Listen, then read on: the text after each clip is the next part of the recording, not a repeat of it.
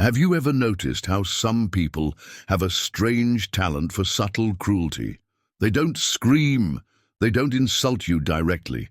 They just slip something in, a joke with a sharp edge, a compliment that quietly undermines you, a comment timed perfectly to draw laughter at your expense.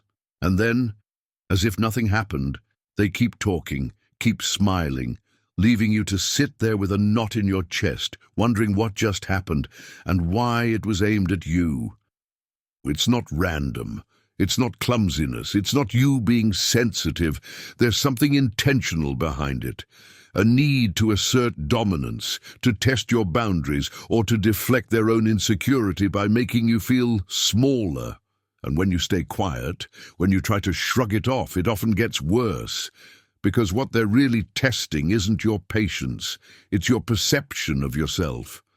This video is about those moments, the ones that sting more than they should, the ones that linger in your mind long after the conversation ends. We're going to break down 6 reasons why people try to humiliate you, and more importantly, how to rise above it using the calm, grounded strength of Stoic philosophy.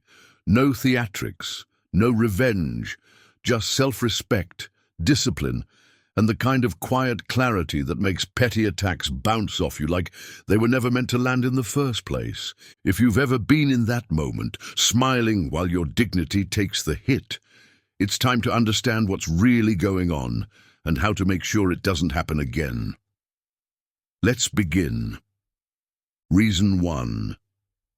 They sense weakness.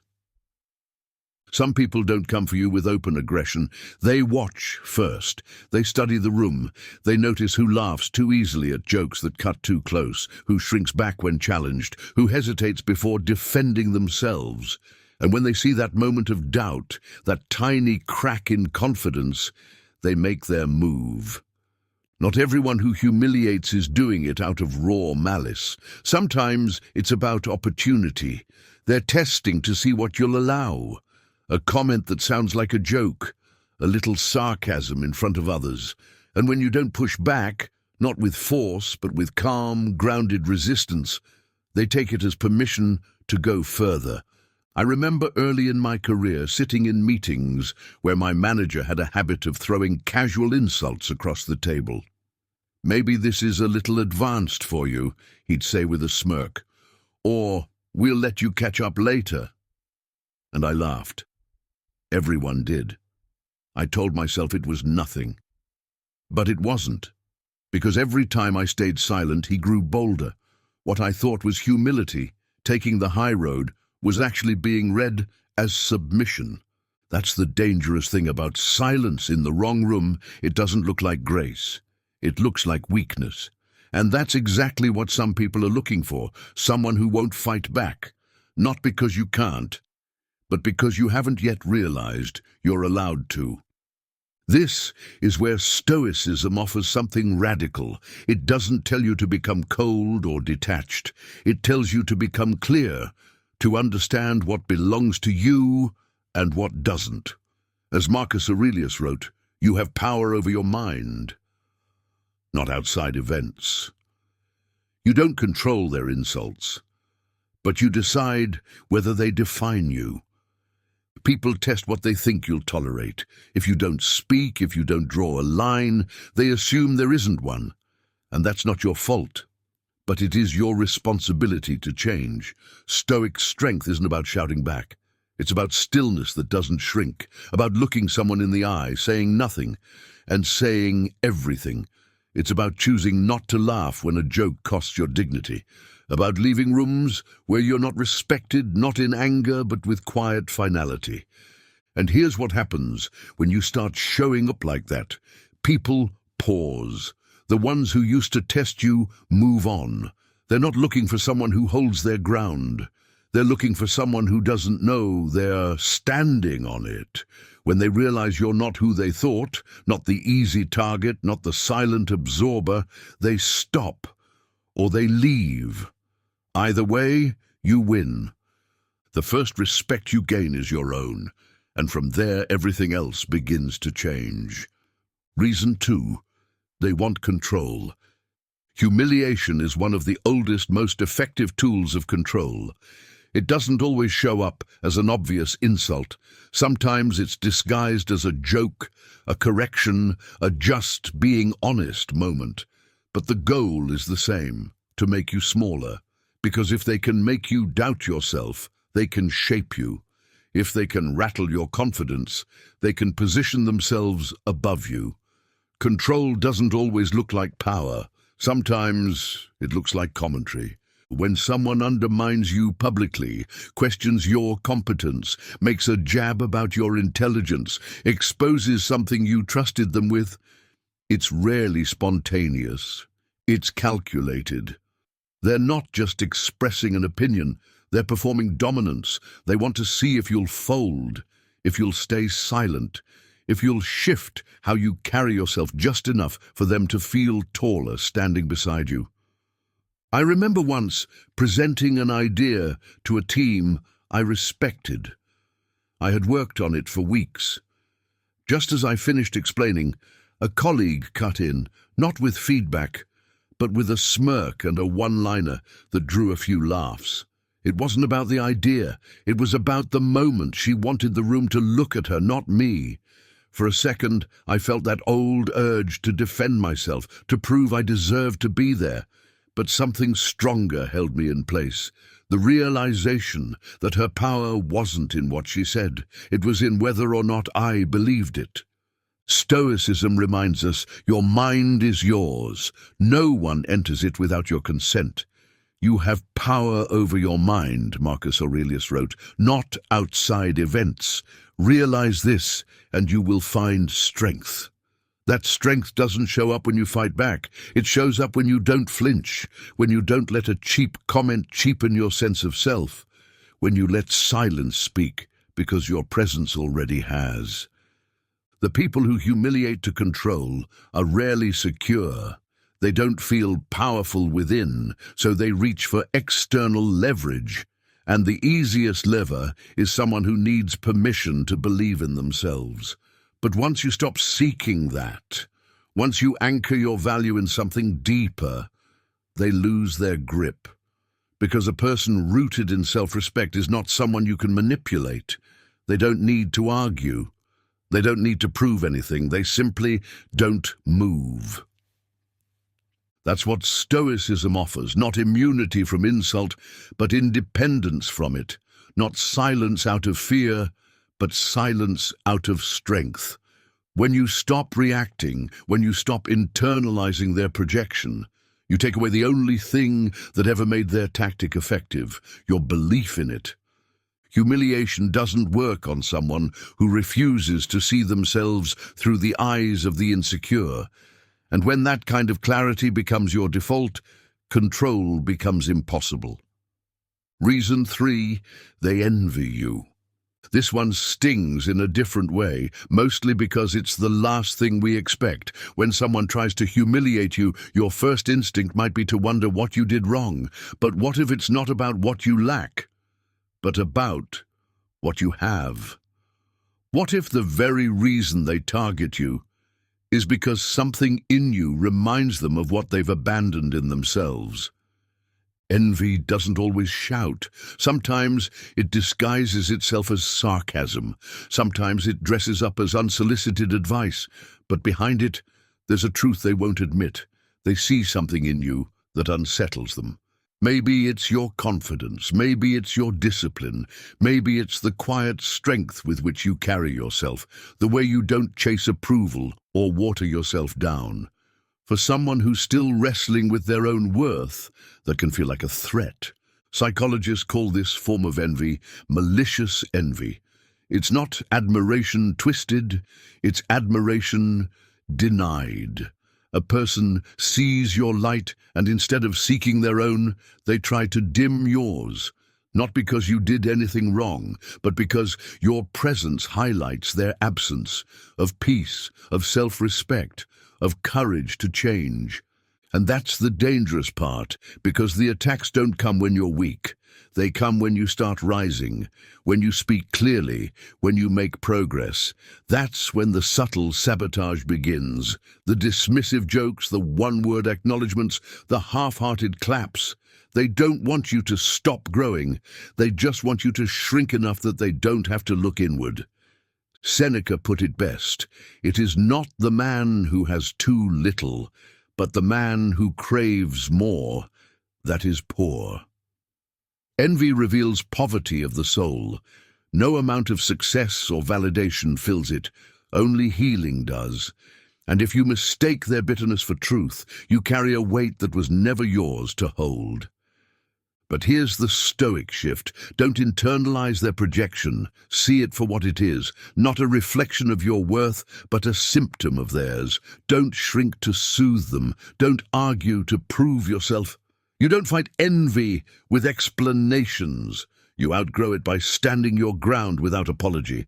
You didn't ask to be a mirror, but when you are, don't be surprised if people flinch.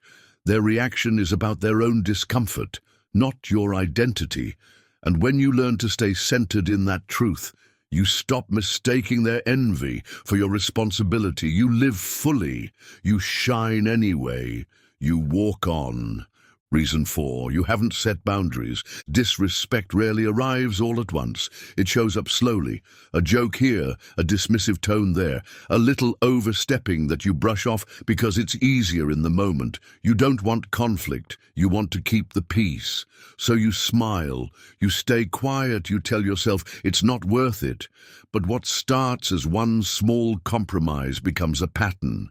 And before you know it, you're standing in a space where you feel uncomfortable, unseen, and unsure how it got this far.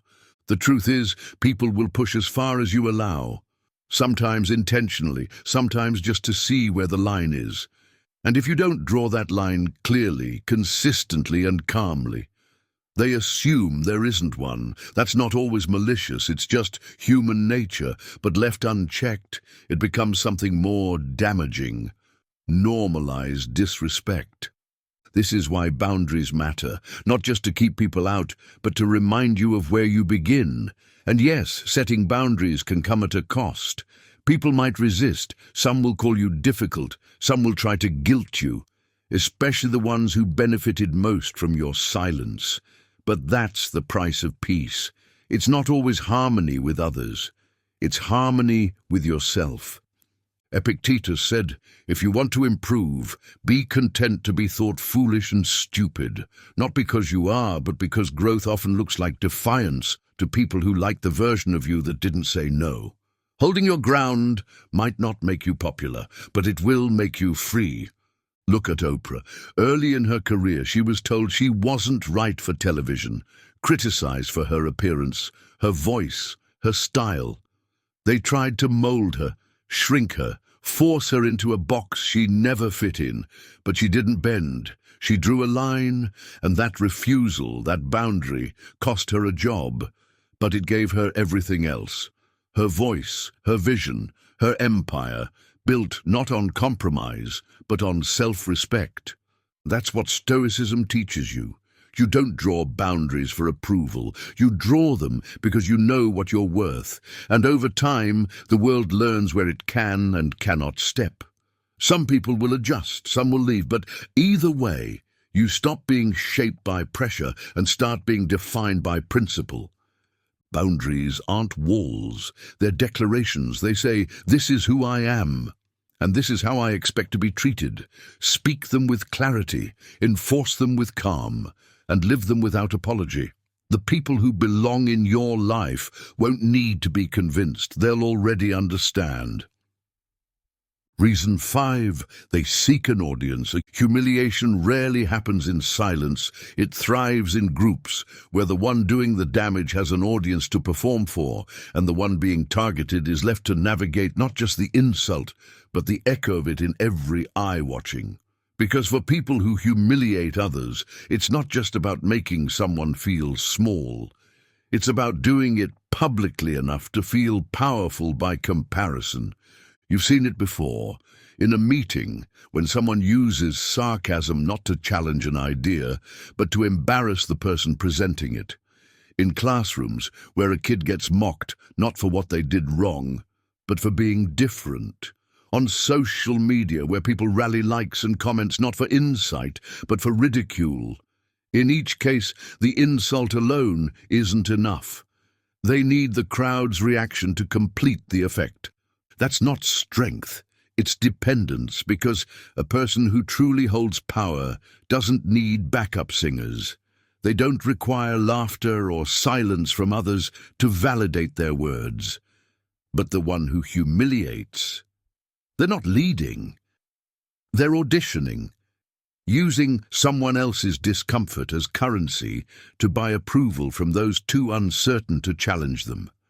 Psychologists call this dynamic de-individuation, the loss of self-awareness in group settings.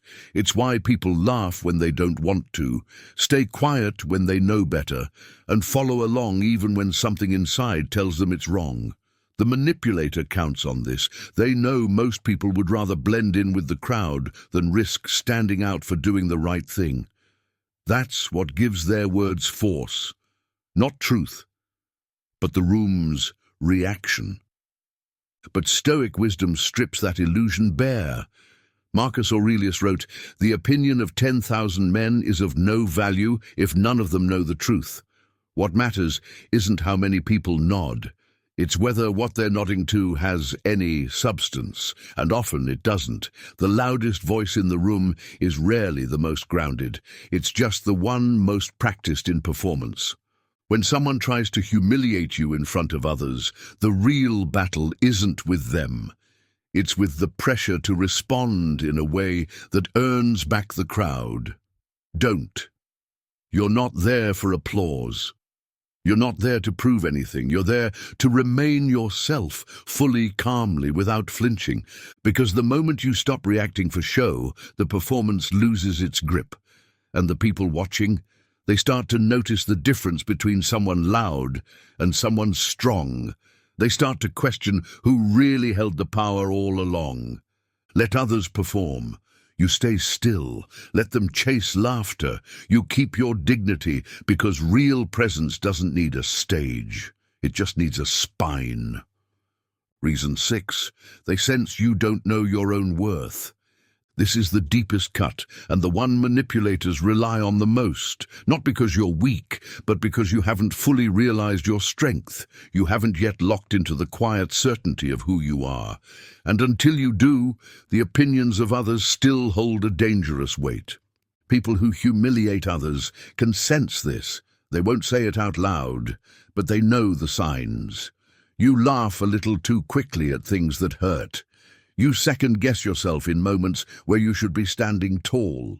You hesitate when your voice matters most.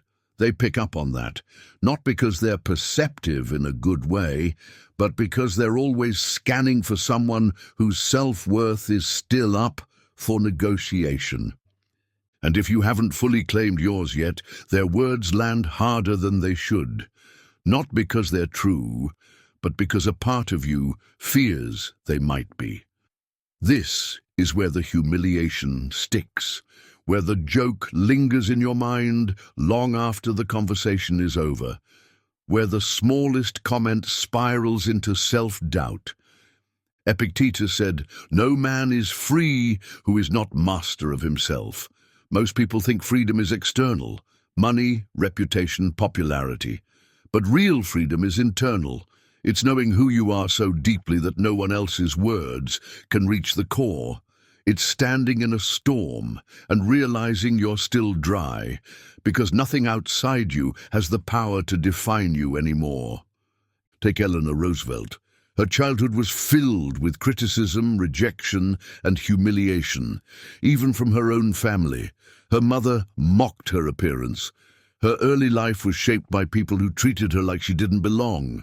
But over time, through education, purpose, and the slow, deliberate building of her character, she became one of the most respected voices of her generation.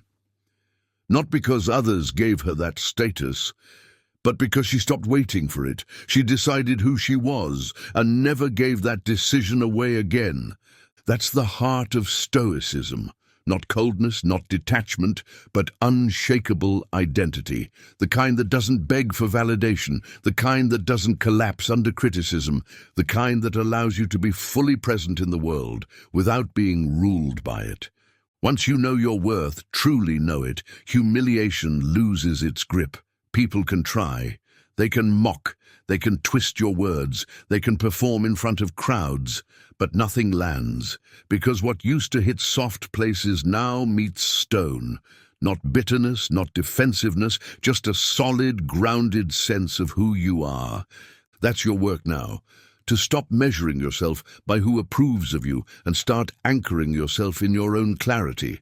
When that happens, the people who once tried to reduce you will fade. Not because they've changed, but because you have. They'll still play their game. You just won't be in it anymore. Conclusion: there will always be people who try to shrink you. Some do it with sarcasm, some with silence, some with smiles that hide sharp edges. But the reason they try? That's never really about you. It's about what they see in you, or what they fear you might become if you stop bending. Power, presence, confidence. Those things unsettle the insecure. And when they can't control you, they try to embarrass you into controlling yourself.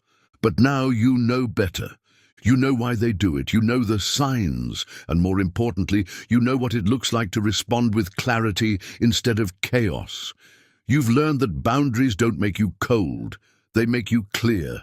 That stillness doesn't mean weakness. It means control. That refusing to react isn't surrender. It's the highest form of self-mastery.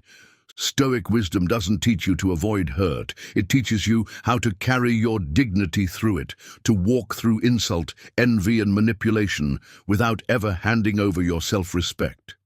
Because dignity isn't given. It's claimed.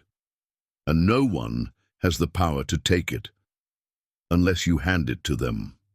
So when the next comment comes, the subtle dig, the loud dismissal, the just a joke that isn't funny, you won't need to overreact. You won't need to explain. You'll know. You'll feel the calm rise in you. You'll breathe, and you'll respond, or not, from a place they can't reach. That's what makes you untouchable. Not perfection, not applause, just this. The quiet discipline to protect your peace, no matter how loud the world gets. If this message struck a nerve, if you've lived any part of what we just unpacked, comment "No more shrinking" below. And if you're on the path to clarity, grounded strength, and unshakable self-respect, hit that subscribe button. Because here we don't just talk philosophy, we live it. Thanks for watching, and remember, they don't get to decide your worth. You do.